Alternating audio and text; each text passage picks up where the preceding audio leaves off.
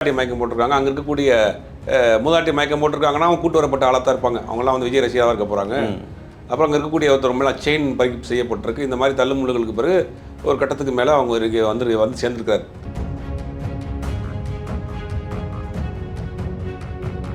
இதே வந்து நீங்கள் அழகாக ஏசி வேனில் உள்ள உட்காந்துட்டு பேசி வரீங்க, இல்லை ஏசி காரில் இருந்தால் கூட கீழே ஏசி ஓடிட்டு தான் இருக்க போகுது. ஆனால் இந்த மக்கள் தொடர்ந்து இதுபோல் இன்னல்களை தந்துக்கிட்டே இருக்கிறாங்க. நீங்கள் ஏன் ஒரு பிரச்சாரத்துக்கு டயத்தை மாற்ற மாட்டேங்கிறாரு, இல்லை ஒரு இன்னொரு ஆடிட்டோரியத்தில் வைக்க மாட்டேங்கிறாரு, இல்லை ஒரு பொதுக்கூட்டமாக ஈவினிங்கில் திருப்பூரில் முக்கியமான இடங்களில் சாயங்காலம் 6லேருந்து 9 மணி வரைக்கும் பேசுகிறாருன்னு பொதுக்கூட்டமாக போட்டு பேசிட்டு போயிடலாம்.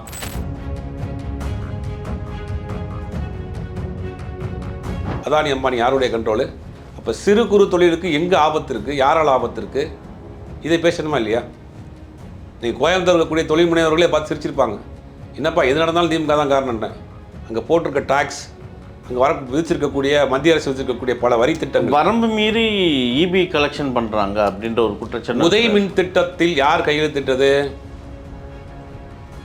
எடப்பாடி பழனிசாமி கையெழுத்திட்டது. மின்சார கட்டண ஒழுங்குமுறை ஆணையம்ங்கிறது உதய மின் திட்டத்தில் போயிடுச்சு. அதனால தான் அவங்க வைக்கிறது தான் சட்டமாக இருக்குது. மாநில அரசின் கட்டுப்பாடை மீறி போயிட்டு இருக்கு. இப்போ போயிடுச்சு எடப்பாடி பழனிசாமி ஆட்சியில் விட்டதுக்கு இதெல்லாம். அப்போ இதெல்லாம் வந்து மத்திய அரசு தொடர்புடைய விஷயங்கள். ஒரு சிறு குறு தொழிலுக்கு வந்து என்ன செய்ய முடியும்? ரெண்டாவது இந்த விவசாயிகள் பேசுகிற விவசாயிக்கான இலவச மின்சாரம் அப்படி விவசாயிகளுக்கான இலவச மின்சார திட்டத்தை அறிமுகப்படுத்தியதே கலைஞர் தான்.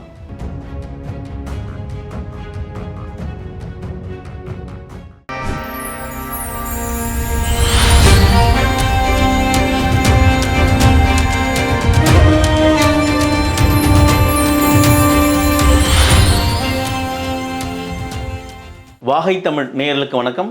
இன்றைய நேர்களில் நம்மோடு இணைந்திருக்கிறார் மூத்த ஊடகர் திரு சுபேர் அவர்கள். வணக்கம். திருப்பூரில் விஜய் பேச்சு கேட்டிருப்பீங்க. பல குற்றச்சாட்டுகளை திமுக மீது வச்சு எப்பவுமே வழக்கம் போல் வச்சோன்னா ஒரு முக்கியமான விஷயம் இங்கே பதிவு பண்ணியிருக்காரு. எம்எஸ்எம்இ திமுகவால் நிறுத்தப்பட்டிருக்கிறது. சிறு குறு விவசாயிகள் பெரும் பாதிக்கப்பட்டிருக்காங்க. தொழில் முனைவர் இருக்காங்களா, சின்ன தொழில் முனைவர்கள், இவங்கெல்லாம் பெரிதளவில் திமுகவால் தான் பாதிக்கப்பட்டாங்க. எம்எஸ்எம்இயை நிறுத்தி வச்சது காரணமே திமுக தான் அப்படின்ற ஒரு பெரிய எம்எஸ்எம்இ அப்படிங்கிறது சிறு குறு தொழில்களுடைய ஒரு அமைப்பை எம்எஸ்எம்இம்பாங்க. இப்போது குறிப்பாக திருப்பூர், ஈரோடு அந்த பகுதியில் நிறையா சிறு குறு தொழிற்சாலைகள் இருக்குது. அதுக்கு முன்னாடி இன்றைக்கி அவர் வந்து திருப்பூரில் இன்றைக்கி பேசுகிறாரு. காலையில் கோயம்புத்தூரில் போய் இறங்குறாரு. கோயம்புத்தூரில் இறங்கி ரோட் ஷோவாக அப்படி போகிறாரு. போகிற வழியெல்லாம் நின்று மக்களை பார்த்துட்டு போகிறாரு. மக்கள் பல இடங்களில் மயக்கி விழுங்குறாங்க. சூலூருடைய வேட்பாளர் சுகுமாருங்கிறவரை மயக்கி போட்டு விழுகிறாரு. இது என்ன மாதிரியான மனநிலைன்னு தெரியல. எல்லா கட்சிகளும் பிரச்சாரத்துக்கு போகிறாங்க, வேட்பாளர் போகிறாங்க. காலையில் அந்த 6 மணிலேருந்து 9 மணி வரைக்கும் பார்க்குறாங்க. அப்புறம் சாயங்காலம் 4 மணிலேருந்து 6 மணி 10 மணி வரைக்கும் பிரச்சாரம் பண்ணுறாங்க.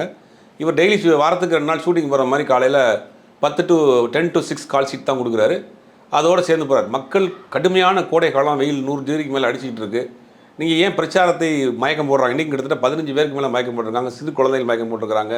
ஒரு மூதாட்டி மயக்கம் போட்டிருக்காங்க. அங்கே இருக்கக்கூடிய மூதாட்டி மயக்கம் போட்டிருக்காங்கன்னா அவங்க கூட்டு வரப்பட்ட ஆளாக தான் இருப்பாங்க. அவங்களாம் வந்து விஜய் ரசிகராக இருக்க போகிறாங்க. அப்புறம் அங்கே இருக்கக்கூடிய ஒருத்தர் செயின் பறிப்பு செய்யப்பட்டிருக்கு. இந்த மாதிரி தள்ளுமுள்ளுகளுக்கு பிறகு ஒரு கட்டத்துக்கு மேலே அவங்க வந்து சேர்ந்துருக்காரு. இதே வந்து நீங்கள் அழகாக ஏசி வேனில் உள்ள உட்காந்துட்டு பேசி வரீங்க, இல்லை ஏசி காரில் இருந்தால் கூட கீழே ஏசி ஓடிட்டு தான் இருக்க போகுது. ஆனால் இந்த மக்கள் தொடர்ந்து இதுபோல் இன்னல்களை தந்துக்கிட்டே இருக்கிறாங்க. நீங்கள் ஏன் ஒரு பிரச்சாரத்துக்கு டயத்தை மாற்ற மாட்டேங்கிறாரு, இல்லை ஒரு இன்னொரு ஆடிட்டோரியத்தில் வைக்க மாட்டேங்கிறாரு, இல்லை ஒரு பொதுக்கூட்டமாக ஈவினிங்கில் திருப்பூரில் முக்கியமான இடங்களில் சாயங்காலம் 6லேருந்து 9 மணி வரைக்கும் பேசுகிறாருன்னு பொதுக்கூட்டமாக போட்டு பேசிட்டு போயிடலாம். அதெல்லாம் இல்லாமல் இந்த ரோட் ஷோ போகிறது, மக்களை வெயிலில் காக்க வைக்கிறது, அதில் மயக்கம் போடுறதெல்லாம் ஏன் செய்கிறாருன்னு தெரில. இது எல்லா இடத்துலையும் வந்து வாரத்துக்கு 5 நாள் நான் ஷெடியூல் போகிறேன். இன்றைக்கி திருப்பூர் வரேன், நாளைக்கு ஈரோடு வரேன், நாளை கழிச்சு சேலம் வரேன், நாளை கழிச்சு ஓசூர் போகிறேன், தருமபுரி போகிறேன், டெய்லி 5 நாள் 5 ஷெடியூல் போட்டுருந்தீங்கன்னா இவ்வளோ கூட்டம் வராது.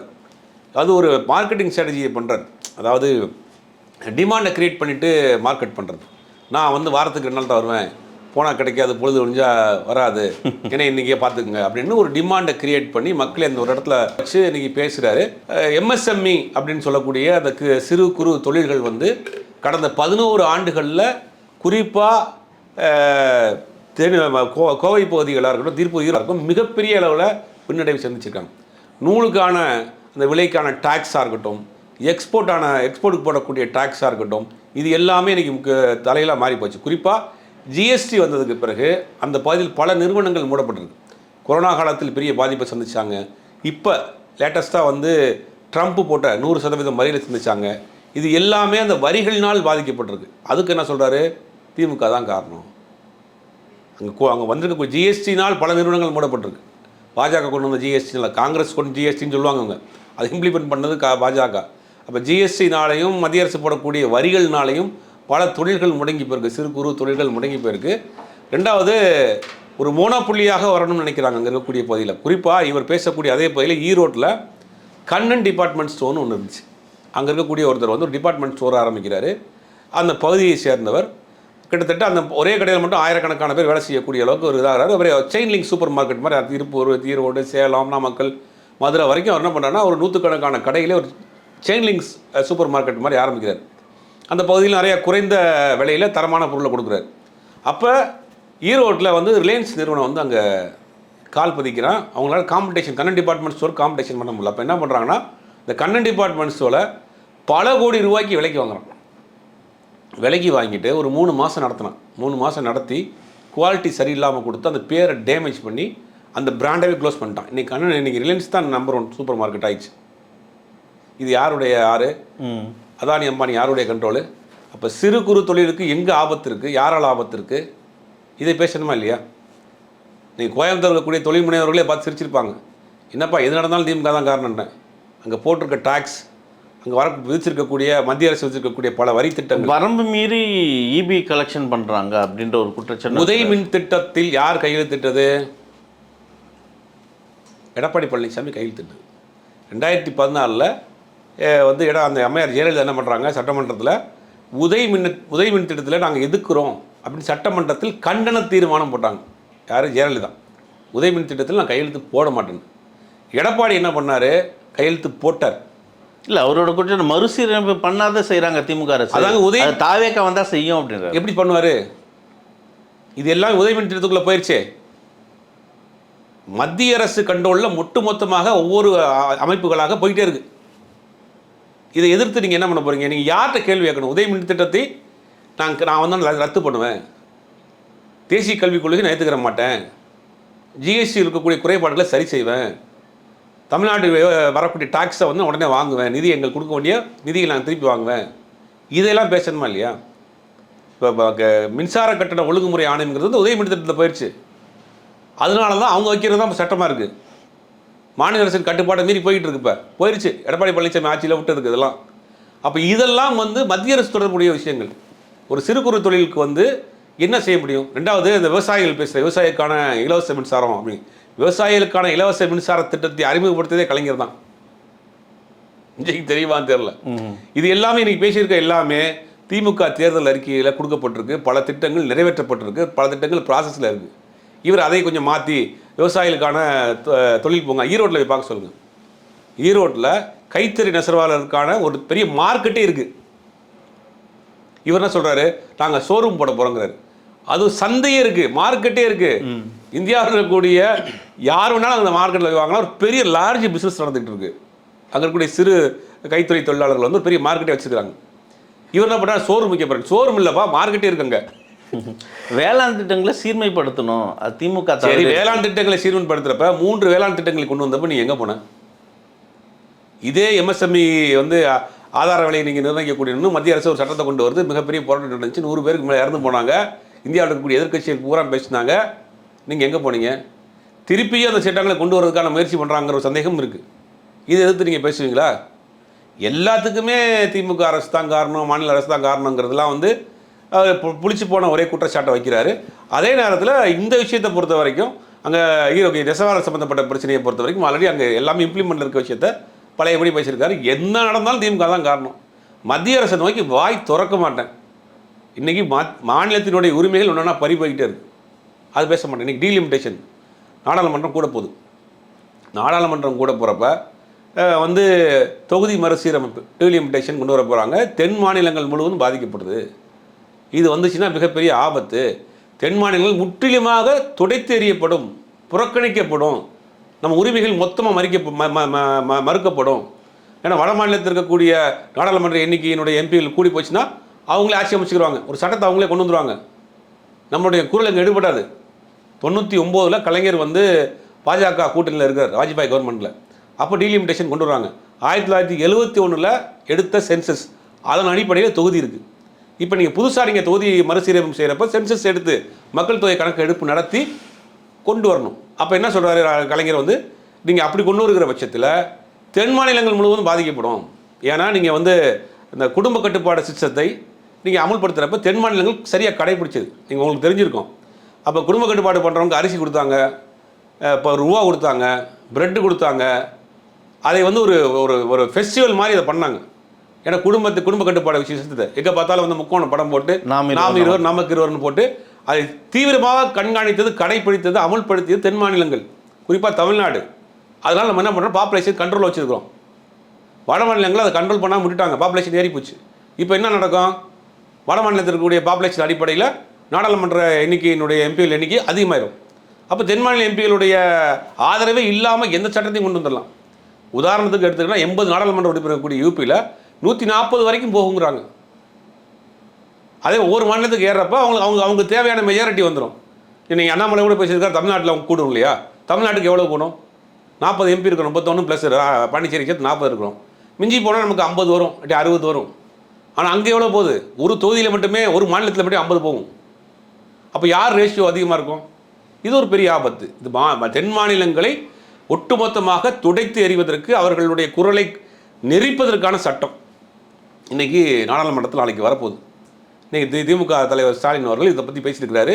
தென் மாநில முதலமைச்சர்கள், தென் மாநில இருக்கக்கூடிய கட்சி நிர்வாகிகளை பூரா ஒரு கூட்டம் ஏற்கனவே நடத்தினாங்க. இல்லை, விஜய் முதலமைச்சர் பேசினதும் கேட்டிருப்பார் இல்லையா, ஒரு காரசாரமான ஒரு முக்கியமான விஷயம், காரசாரமான இல்லை அந்த உரிமையில் சார்ந்த விஷயம். முதலமைச்சர் அந்த காரத்தோடு தான் பேசியிருக்காரு, அது விஜய் பார்த்துருப்பார் இல்லையா.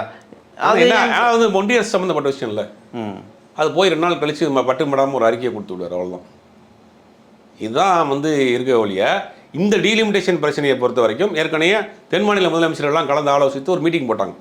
இப்போ நாடாளுமன்றத்தில் சொல்லிட்டாங்க, நீங்கள் தென் மாநிலத்தில் இருக்கக்கூடிய அத்தனை நாடாளுமன்ற உறுப்பினர்களும் இது ஒரு பெரிய இஷ்யூவாக கொண்டு வர போகிறாங்க.